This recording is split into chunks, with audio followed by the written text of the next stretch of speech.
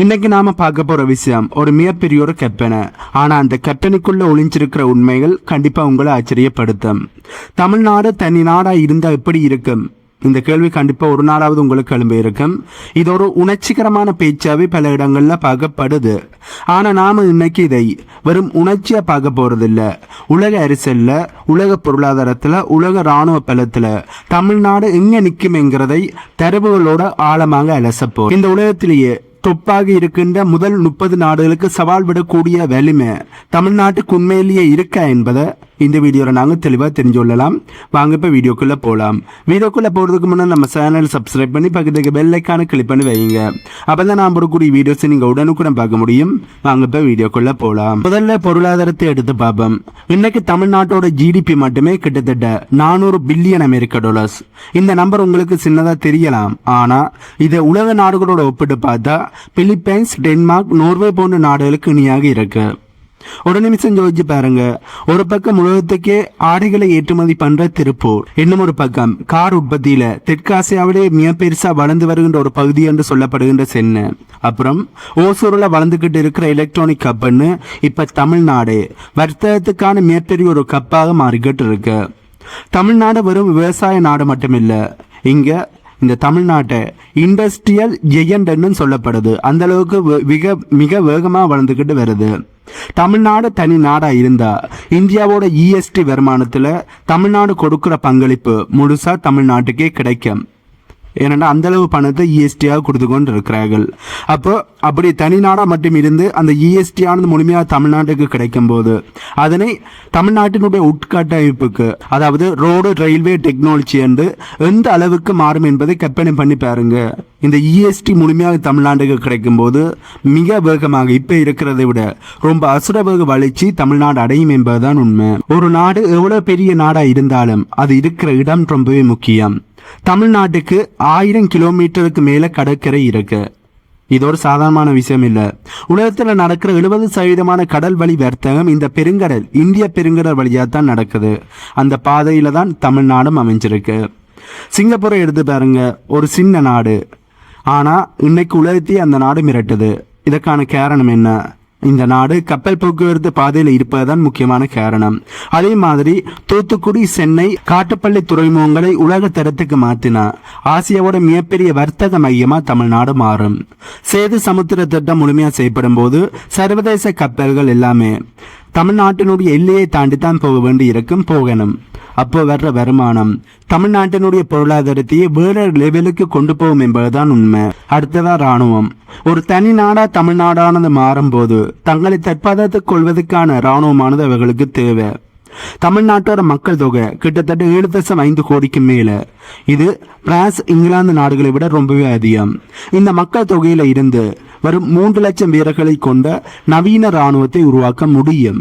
அப்படி உருவாக்கினாலே தமிழ்நாட்டை இவர்களால் பாதுகாக்க முடியும். ராணுவ தளபாடங்கள் தயாரிக்கிறதுலையும் தமிழ்நாடு ஏற்கனவே கால் பதிச்சிருச்சு. ஓசூரில் இருக்கிற டிஃபென்ஸ் காரிடோர் மூலமா தமிழ்நாட்டுக்கு தேவையான டோங்களா இருக்கட்டும், ஏவுகணை உதவிப்பாங்களை தயாரிக்கிற தகுதியோடு தான் தமிழ்நாடு இருக்கு.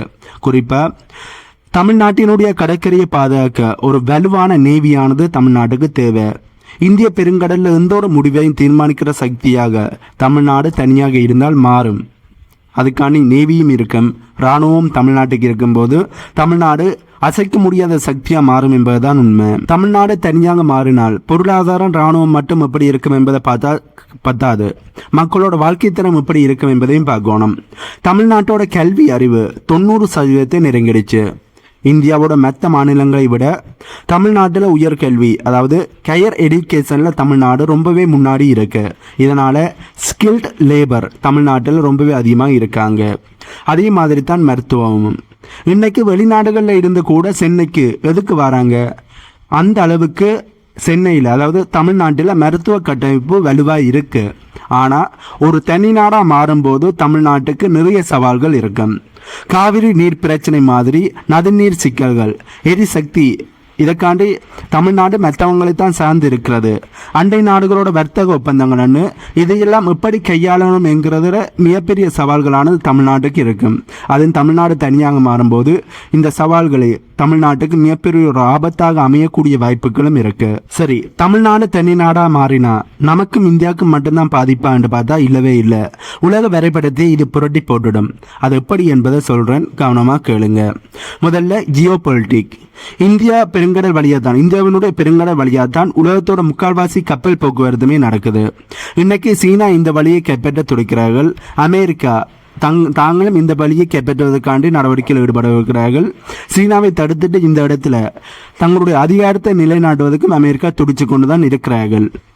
இந்த நேரத்தில் தமிழ்நாடு ஒரு தனி நாடா இருந்தா இந்த இரண்டு வல்லரசு நாடுகளுமே தமிழ்நாட்டுக்கிட்ட வந்துதான் நிற்பார்கள். அதாவது உங்க துறைமுகத்தை நாங்கள் பயன்படுத்திக்கலாமா அப்படின்னு தமிழ்நாட்டுக்கிட்ட தான் அவர்கள் வந்து பெர்மிஷன் கேட்கணும்.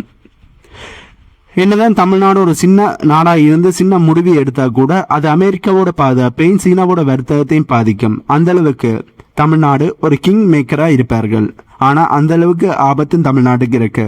ஏன்னா தமிழ்நாடு சீனாக்கு ஆதரவான முடிவை எடுத்தால் அமெரிக்கா அடிப்பார்கள், அமெரிக்காவுக்கு ஆதரவான முடிவை தமிழ்நாடு எடுத்தால் சீனா அடிப்பார்கள். இப்படி ஒரு சின்ன நாடா இருந்து கொண்டு தமிழ்நாடு மிகப்பெரிய ஒரு உலக அரசியல்ல மாட்டுப்பட வேண்டிய ஒரு சூழ்நிலைக்கு தள்ளப்படுவார்கள் என்பதுதான் உண்மை. இரண்டாவது சப்ளை செயின்.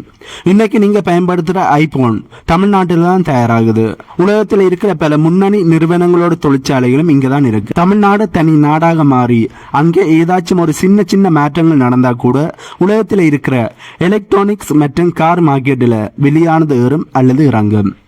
தெற்காசியாவோட மேனுபேக்சரிங் கப்பல்னு தமிழ்நாட்டை சொல்றதால, தமிழ்நாட்டில் அப்படி சொல்ற அளவுக்கு மேனுபேக்சரிங் ஆனது ஓவரா வளர்ந்து நிற்கிறதால உலக பொருளாதாரம் தமிழ்நாட்டை சார்ந்துதான் இருக்கும் என்பது நிறைய விளைஞர்களோட கருத்து. இன்னும் ஒரு முக்கியமான விஷயம், தமிழ்நாட்டுக்கு அருகில் இருக்கிற இலங்கை.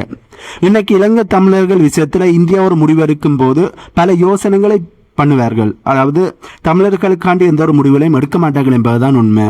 ஆனா தமிழ்நாடு ஒரு தனி நாடா இருந்தா இலங்கையோட அரசியல் மற்றும் பொருளாதாரத்துல நேரடியா தலையிட முடியும். கச்சத்தீவு ஆகட்டும் இல்ல கடல் எல்லை பிரச்சனை ஆகட்டும், தமிழ்நாடு ஒரு பவர்ஃபுல் நாடா நின்று கேள்வி கேட்க முடியும். இது மொத்த தெற்காசியாவோட பாதுகாப்பு சமநிலையை மொத்தமா மாத்திரும் என்றுதான் சொல்லப்படுது. கடைசியா சாஃப்ட் பவர், அதாவது மின் அதிகாரம். சிங்கப்பூர், மலேசியா, அமெரிக்கா, லண்டன்னு உலகம் முழுக்க தமிழர்கள் பெரிய பெரிய பதவியில இருக்காங்க. ஒரு தனி நாடா தமிழ்நாடு வரும்போது இந்த உலகத்தில் இருக்கிற அனைத்து தமிழர்களும், அதாவது உலகத்தில் மிகப்பெரிய பதவியில் இருக்கிற தமிழர்களோட அத்தனை முதலீடும் அறிவும் தமிழ்நாட்டுக்குள்ளதான் வரும். அப்போ ஐநா சபையில தமிழ்நாட்டுக்குன்னு ஒரு சீட்டானது கிடைக்கக்கூடிய வாய்ப்புகள் இருக்கு. இதனை கிடைக்கும் என்று சொல்ல முடியும்.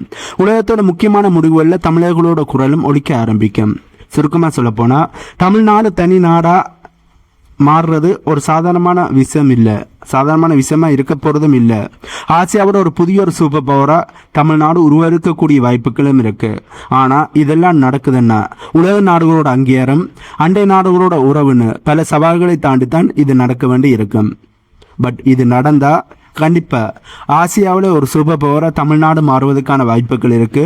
உலக தமிழர்களோட முதலீடு தமிழ்நாட்டுக்கு வரும்போது கண்டிப்பாக தமிழ்நாடு இப்ப இருக்கிறதை விட மிக பெருசா பவர்ஃபுல்லா மாறும். ஆகவே இது அனைத்தையுமே நாங்க தொகுத்து பார்த்தா ஒண்ணு மட்டும் புரியுது, தமிழ்நாடு தனி நாடா இருந்தா அது ஏதோ ஒரு பின்தங்கிய நாடா இருக்க போறது இல்ல. உலகத்தோட டாப் 30 பொருளாதாரத்துக்குள்ள கௌரவமான இடத்துல நவீன தொழில்நுட்பத்தோட ஆசியாவோட ஒரு முக்கியமான சக்தியா கண்டிப்பா தமிழ்நாடு இருக்கு. ஆனா இன்னைக்கு இருக்கிற உலக சூழல்ல ஒரு பெரிய ஒரு கூட்டமைப்போட, அதாவது யூனியன் அங்கமா இருக்கிறது தான் பாதுகாப்பானது மற்றும் பலமானது என்றே சொல்ல முடியும். தனியாக இருக்கும்போது எதிரிகள் கூடவாக இருப்பார்கள், எதிரிகள் துணிஞ்சு வேட்டையாட வருவார்கள். அதுவே யூனியனாக இருக்கும்போது எதிரிகளால் ஈஸியாக கை வைக்க முடியாது. இது ஒரு சாதாரணமான விஷயம். இதுலயும் பாதமான விஷயங்களும் இருக்கு, அதனை நான் இல்லைன்னு சொல்லல. பட் இந்த வீடியோவில் சொல்லணும்னு நினைச்சுன்னு சொல்லியிருக்கேன். இந்த வீடியோட நோக்கம் தமிழ்நாட்டோட உண்மையான பலம் என்ன என்பதை உங்களுக்கு புரிய வைக்கிறது தான். மற்றும்படி தமிழ்நாட்டை இந்தியாவில் இருந்து பிரிக்கணும் என்பதைக்கான ஒரு உணர்ச்சியை தூண்டும் விதம் இது இல்லை.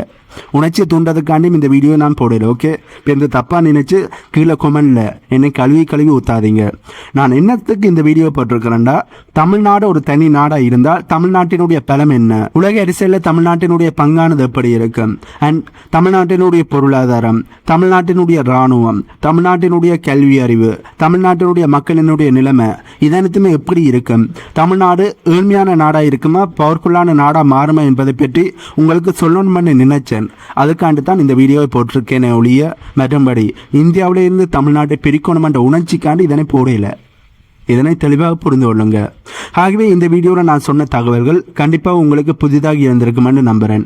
இந்த தகவல்கள் உங்களுக்கு புதிதாக இருந்தால் இந்த வீடியோக்கு லைக் பண்ணி நம்ம சேனலை சப்ஸ்கிரைப் பண்ணி பக்கத்துக்கு பெல்லைக்கான கிளிக் பண்ணி வைங்க. அப்போ தான் நம்ம போடக்கூடிய வீடியோஸை நீங்கள் உடனுக்குடன் பார்க்க முடியும். இன்னும் ஒரு புதிதான தகவல்கள் உள்ளடங்கிய புதிய வீடியோவில் உங்களை நான் மீட் பண்ணுறேன்.